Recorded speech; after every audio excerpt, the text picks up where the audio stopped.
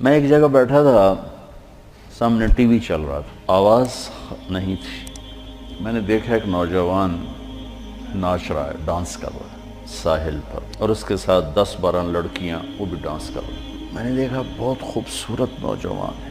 مجھے خیال آیا یہ جو اتنی بڑی گمراہی میں ہے اس کو ہدایت کیسے ملی، اور کون اسے جا کر اللہ کا پیغام سنائے گا۔ یہ وہیں بیٹھے بیٹھے ایک اس کی خوبصورتی اور جوانی پہ رحم آیا، ایک اس کے پلٹا کھانے کو میں نے بہت مشکل سمجھا۔ خیال آ کے گزر گیا، میں وہاں سے اٹھ گیا۔ کچھ دن اس کا نقش میرے دل دماغ پر رہا، پھر محو ہو گیا، مٹ گیا۔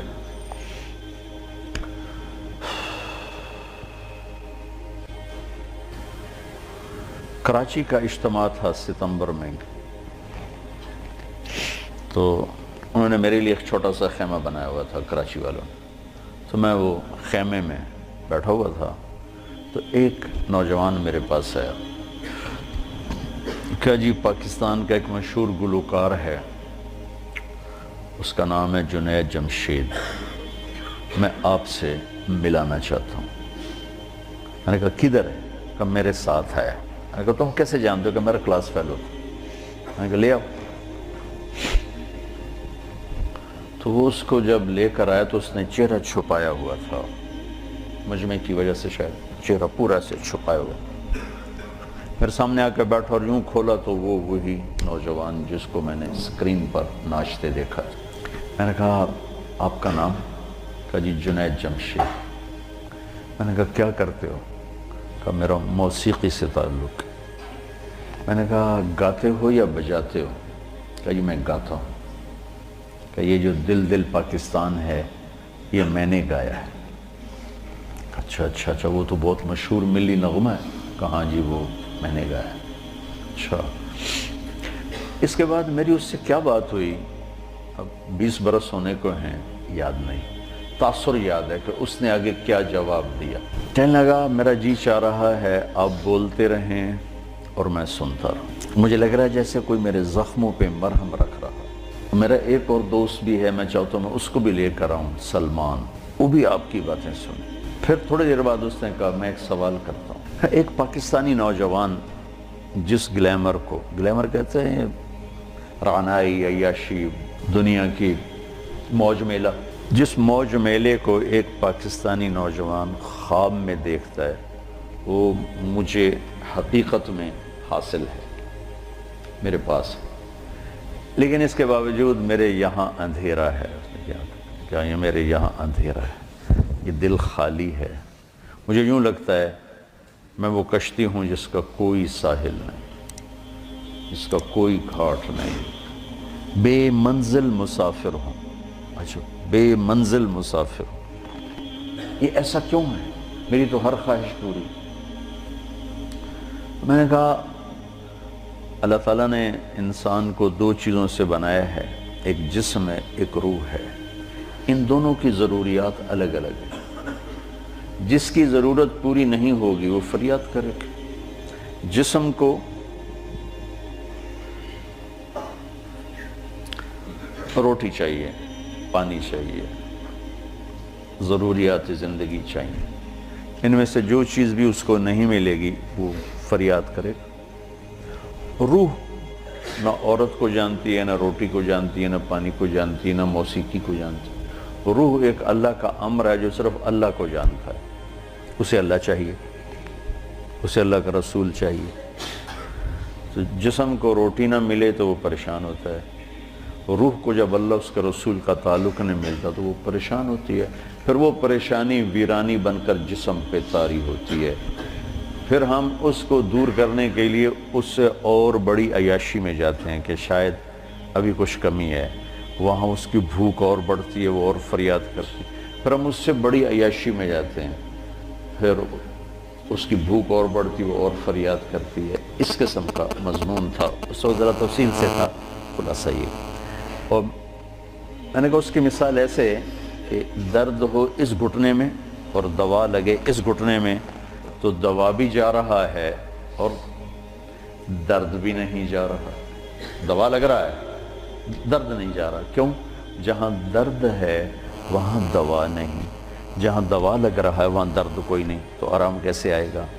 تو یہ بے چینی، کرب، یہ تو روح میں ہے اور ہم اسے دور کرنا چاہتے ہیں. جسم کی ضرور موسیقی، کھانا پینا، 5 اسٹار ہوٹل، گلیمر، موج میلہ، پروٹوکول، یہ تو سب جسم کی چیزیں. روح کو ان سے کیا سروکار؟ لیکن جس دن اسے غذا ملے گی، ایک دم منزل بھی ملے گی، راستہ بھی نظر آئے گا، ساحل بھی نظر آئے گا، گھاٹ بھی نظر آئے گا، اور منزل مقصود کا بھی پتہ چل جائے گا. تو یہ ہماری پہلی ملاقات تھی، اور میں نے غالباً کہا کہ آپ کچھ تبلیغ میں جانا شروع کریں، 3 دن لگانا شروع کریں. کہنے لگا میں کیسے لگاؤں، میں تو گاتا ہوں، ناچتا ہوں، ڈانس کرتا ہوں، تبلیغ کس منہ سے کروں؟ کعبہ کس منہ سے جاؤ گے غالب، شرم تم کو مگر نہیں آتی. میں نے کہا یہ تو دوا ہے. تو پہلے دن دوا کھانے سے آرام آتا ہے؟ مسلسل دوا کھاتے کھاتے کھاتے بیماری دبنا شروع ہوتی ہے اور اللہ تعالیٰ اسے ٹھیک کر دیتا ہے. یہ دوا ہے، تم شروع کرو. اس کو سوچو مت کہ میں ناچ رہا ہوں، گا رہا ہوں، چل ٹھیک. کوئی قبولیت کی گھڑی تھی اس نوجوان کی، اس نے 3 دن شروع کر دی. یہ جمشید اس کا کلاس فیلو تھا. یہ اس کو سب سے پہلے سلام دعا، یہ تبلیغ میں لگا تو اس کو اپنے اس کا خیال ہے، اس کو ملنا شروع کیا. پھر ایک جگہ پر آ کر وہ رک گیا، آگے نہیں لے جا پا رہا، تو اللہ نے اس میں مجھے ذریعہ بنایا، مجھے ڈالا.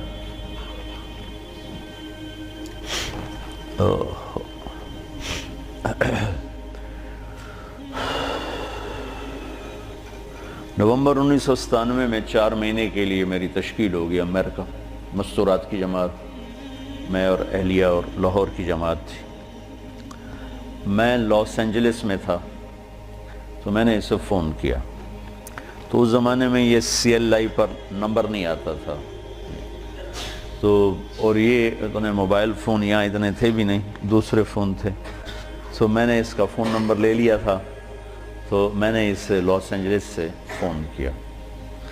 کہنے لگا آپ کہاں سے بول رہے ہیں؟ میں نے کہا میں امریکہ میں ہوں، لاس اینجلس میں. کہنے لگا نہیں، میں نے کہا وہیں سے ہوں. کہا قسم اٹھائیں، قسم اٹھائیں.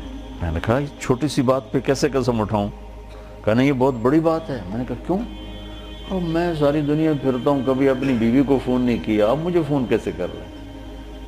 میں نے کہا یار تم سے محبت ہو گئی تھی اس لیے فون کر رہا ہوں. بس اس ایک فون نے نا اس کے دل میں میری محبت ڈالی. میں جب یہ حج پہ جاتا ہوں میرا 60-70 ہزار روپیہ صرف فون کا بل ہوتا ہے. 3000 تقریباً ریال میرا ہر سفر میں 15-20 دن میں میرا فون کا ہوتا ہے کہ میں ایسے فون کرتا رہتا ہوں. وہاں کا فون وہ ہزاروں بیانوں سے بڑھ کر ہوتا ہے.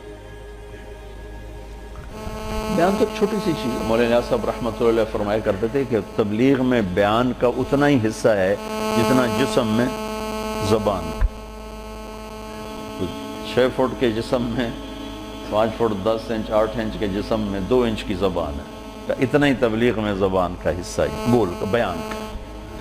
باقی لوگوں کو دل لینے کے لیے پتہ نہیں کیا کیا جتن ہے. تو اس پر اتنا اثر ہوا اس بات کا کہ انہوں نے مجھے امریکہ سے فون کیا. تو پھر میں اسے پورے سفر میں فون ملاتا رہا، اب یہاں ہوں، اب یہاں ہوں، اب کیا حال ہے، اب کیا حال ہے.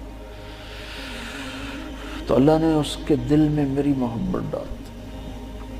پھر وہ چلے کے لیے نکلا. پہلے اس نے چلے لگا، 3 چلے نے چلے لگا.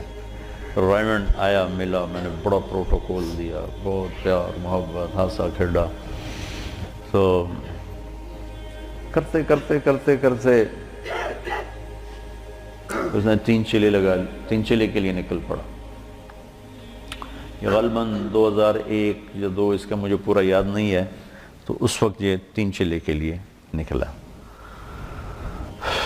تو اس نے مجھے بالا کوٹ سے فون کیا کہ مولانا میں اس وقت بالا کوٹ کی ایک پرانی مسجد ہے، اس میں ہماری جماعت ہے. باہر فرش ٹوٹا ہوا ہے، اس پر ایک پھٹی ہوئی چٹائی ہے، اس پر میں لیٹا ہوا آپ کو فون کر رہا ہوں، اور جس سکون چین کو میں 5 سٹار ہوٹلوں میں ڈھونڈتا تھا وہ مجھے یہاں اس ٹوٹی ہوئی مسجد اور پھٹی ہوئی چٹائی پہ مل چکا ہے۔ مجھے یوں لگ رہا ہے میں ہوا میں اڑ جاؤں گا، بعین ہی اس کے یہ الفاظ تھے۔ تو میں نے کیا جواب دیا یاد نہیں، لیکن غالباً میں نے یہی کہا کہ اب روح تک اس کی غذا پہنچ گئی تو موج ہو گئی۔ یہ اس نوجوان کا ابتدائی سفر تھا۔